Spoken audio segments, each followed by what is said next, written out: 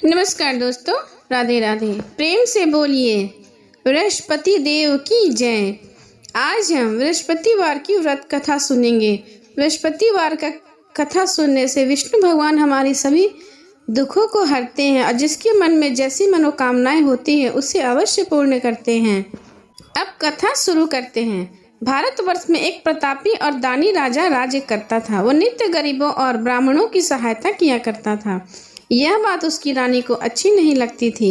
वह न तो गरीबों को दान देती, न ही भगवान का पूजन किया करती थी और राजा को भी दान देने से मना किया करती थी। एक दिन राजा शिकार खेलने वन को गए तो रानी महल में अकेली थी। उस समय बृहस्पति देव साधु के वेश में राजा के महल में भिक्षा के लिए गए और भिक्षा मांगी। रानी ने भिक्षा देने से इनकार कर दिया और कहा, हे साधु महाराज, मैं तो इस दान पुण्य से तंग आ गई हूँ। मेरा पति सारा धन लुटाते रहता है। मेरी इच्छा है कि हमारा सारा धन नष्ट हो जाए, ना फिर रहेगा बांस न बजेगी बांसुरी। साधु ने कहा, हे देवी, तुम बड़ी विचित्र हो। संतान तो सभी चाहते, पुत्र और लक्ष्मी तो पापी के घर भी होने चाहिए। यदि तुम्हारे पास अधिक धन है तो भूखों को भोजन दो, प्यासों के लिए प्याव बनवाओ, मुसाफिरों के लिए धर्मशाले खुलवाओ।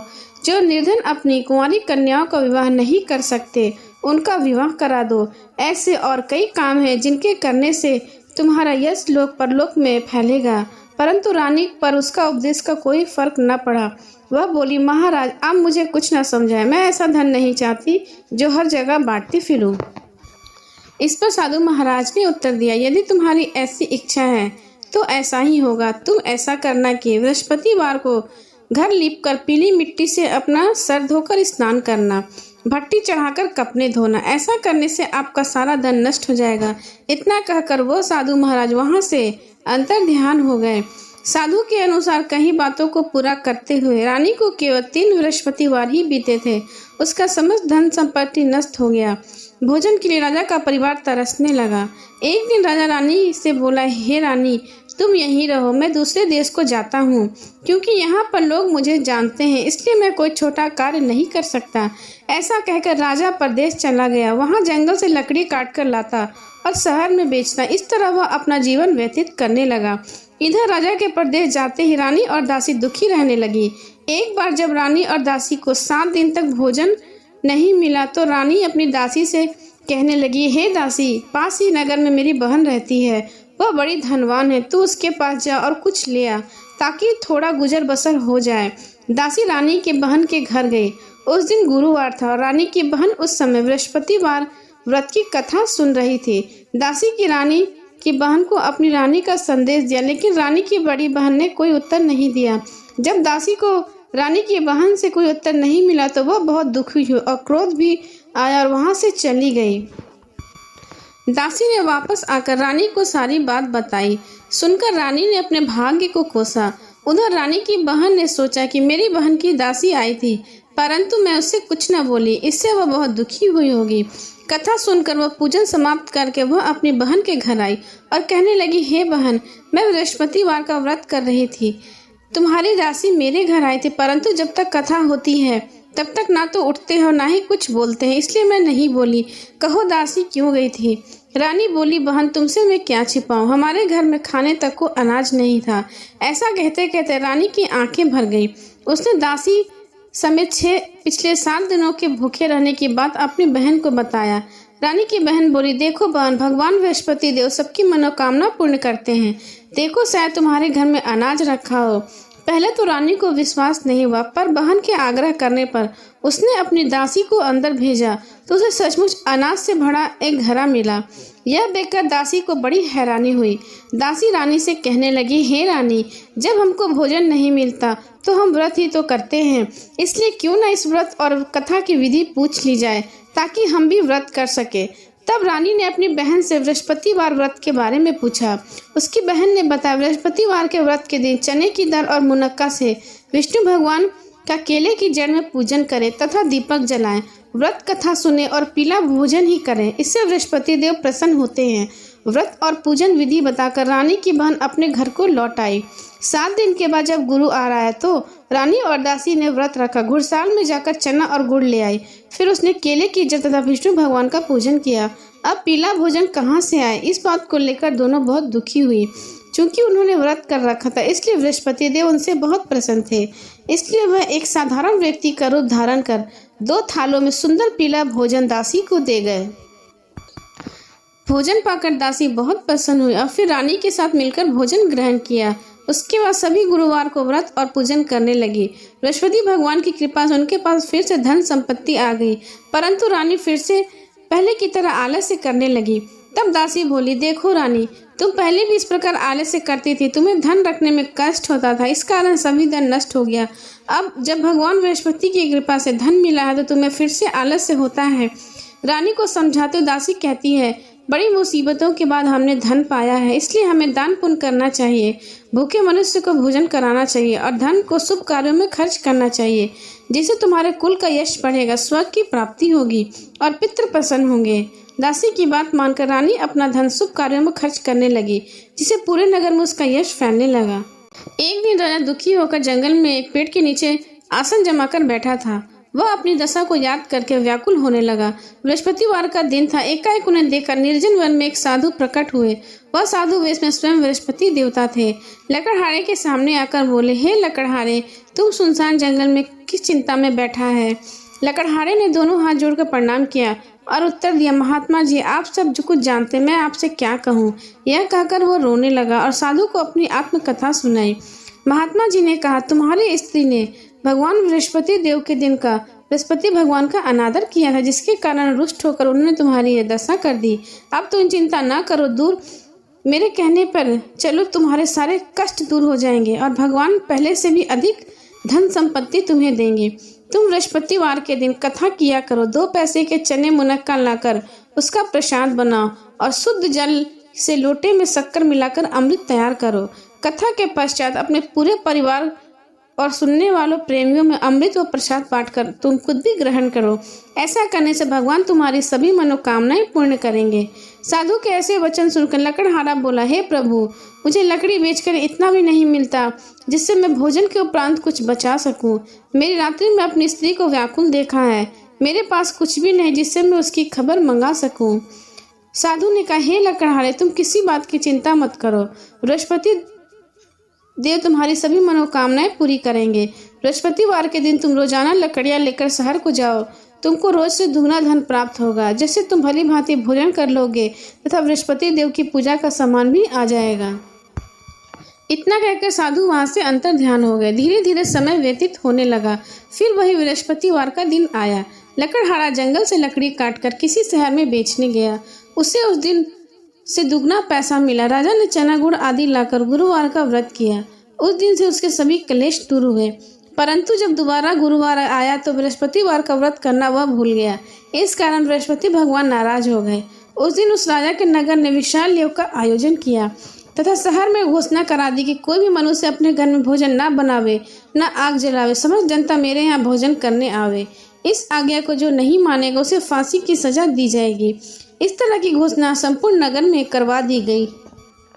राजा की आज्ञा अनुसार शहर के सभी लोग भोजन करने गए, लेकिन लकड़हारा कुछ देरी से पहुंचा, इसलिए राजा उसको अपने साथ घर लिवा गए और ले जाकर भोजन करा रहे थे।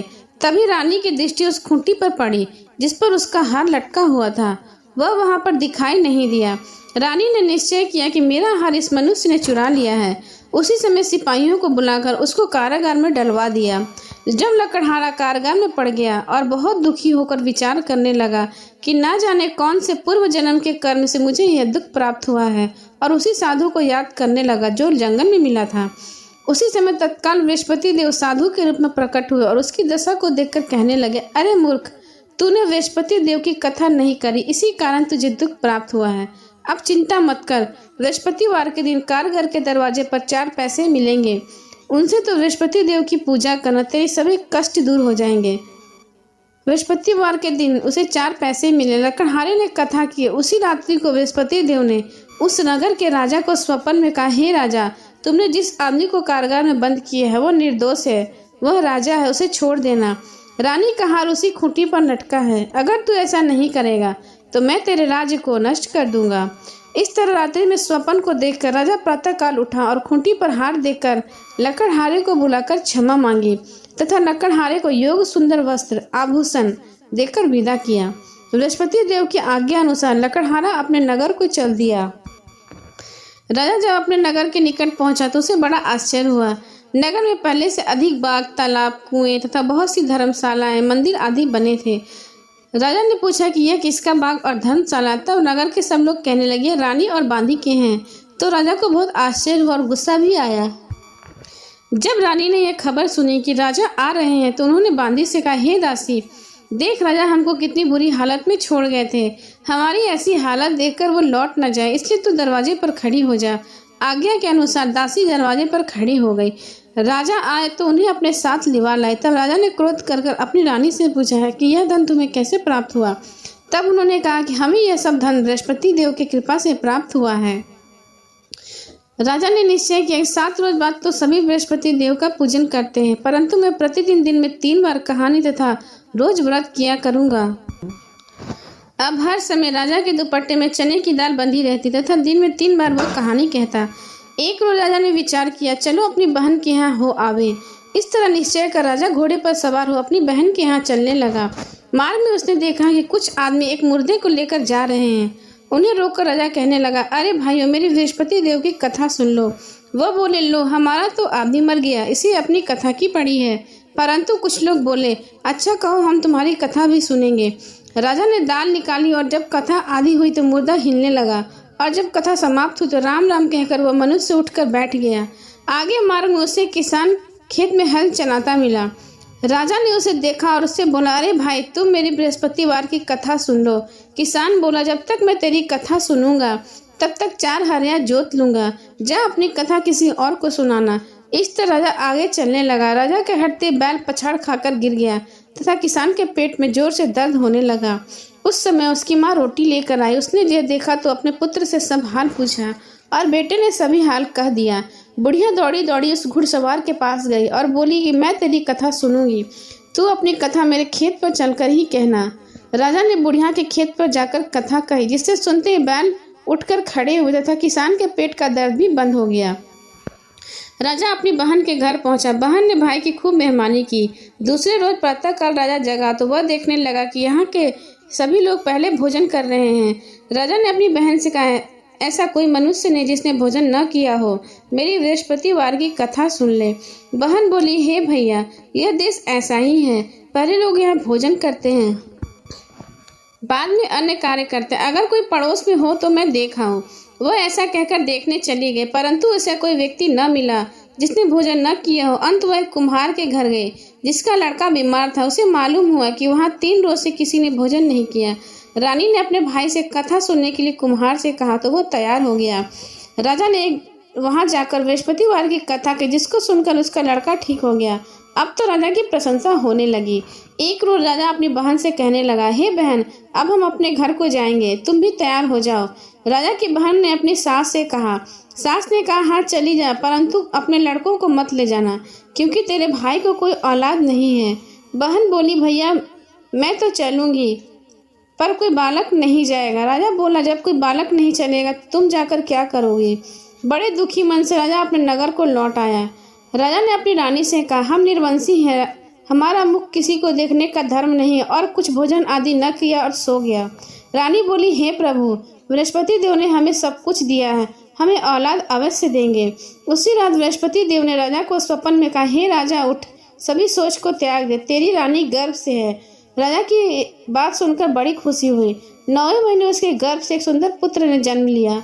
तब राजा बोला, हे रानी, स्त्री बिना भोजन के रह सकती, बिना कुछ कहे नहीं रह सकती। जब मेरी बहन आवे तो तुम उसे कुछ मत कहना। रानी ने सुनकर हाँ कर दिया। जब राजा की बहन ने यह सुख समाचार सुना तो वह बहुत खुश हुई तथा बधाई लेकर अपने भाई के यहाँ आई। तभी रानी ने कहा, घोड़ा चढ़कर नहीं आई, गधा चढ़कर आई।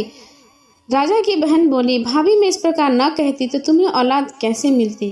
बृहस्पतिवार देव ऐसे ही हैं, जिससे जिसके मन में जो कामनाएं होती हैं वो सभी को पूर्ण करते हैं। जो सद्भावना पूर्वक बृहस्पतिवार का व्रत करता है एवं कथा पढ़ता है अथवा सुनता सुनाता है, बृहस्पति देव उसकी सभी मनोकामनाएं पूर्ण करते हैं। प्रेम से बोले, बृहस्पति देव की जय, विष्णु भगवान की जय। भगवान बृहस्पति देव उसकी सदैव रक्षा करते हैं। संसार में जो मनुष्य सद्भावना से भगवान जी की पूजन व्रत सच्चे हृदय से करते हैं तो उनकी सब मनोकामनाएं पूर्ण होती हैं। जैसी सच्ची भावना और से राजा और रानी ने उनका कथा का गुणगान किया तो उनकी सभी इच्छाएं बृहस्पति देव जी ने पूर्ण की। इसलिए पूर्ण कथा सुनने के बाद प्रसाद लेकर ही जाना चाहिए। हृदय मन से उनका मनन करते हुए जय जयकार बोलना चाहिए।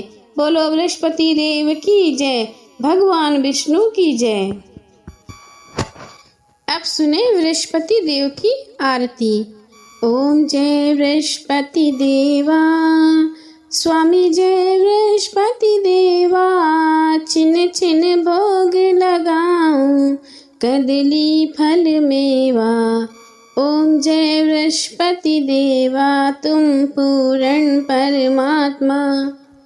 तुम अंतर्यामी, जगत पिता जगदीश्वर, तुम सबके स्वामी।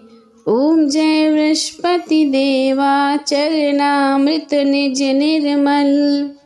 सब पातक हरता, सकल मनोरथ दायक, कृपा करो भरता।